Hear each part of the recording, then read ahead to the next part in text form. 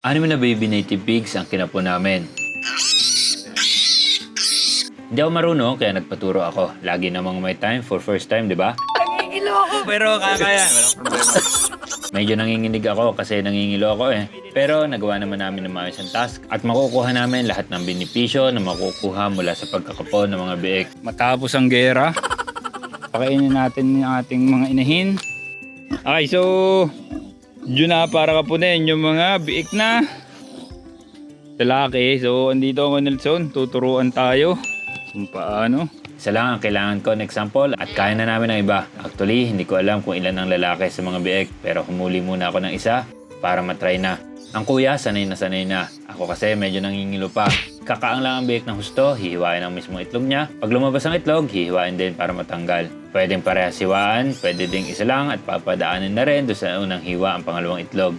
Mukha lang madali nung una siyang gumawa. Then, in-spray ng Combinex. Then, tinurukan ng antibiotics para suporta ng katawan nila laban sa infeksyon. So, ito na nga, kami na. Pero ang unang challenge, ang paghuli ng mga biik. Lagpasan pa kasi sila dyan sa ating paddock sa sobrang liit nila. Kaya pinagtulungan na namin at nilagay namin sa kulungan namin ng manok. Nulan namin lahat, babae, lalaki. Para hindi na kami malito which is which. Pag ang biik ay babae, diretso release na. Kapag lalaki, syempre, kakapunin.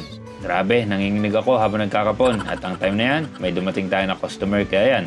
Nagkaroon pa tayo ng instant audience. Tinry ko rin nung una ang isang hiwa lang. Kaso hindi ko magawa, kaya dinalawa ko na para mabilis na. Okay.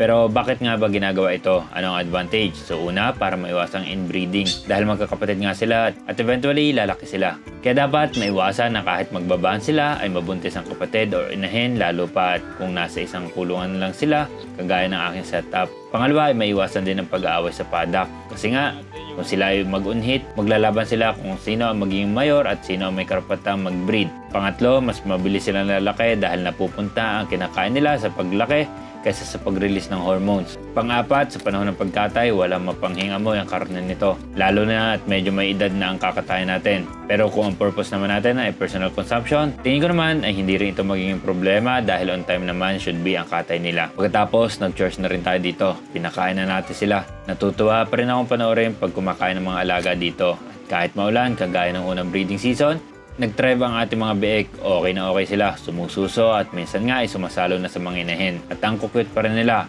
at ang bibilog. Kaya dinagdagan ko na rin ang pagkain ng mga inahin natin para sure na makuha nila ang nutrients na kailangan nila. So reserve na ang 10 nito, for reservation pa yung 4. Okay, so yan.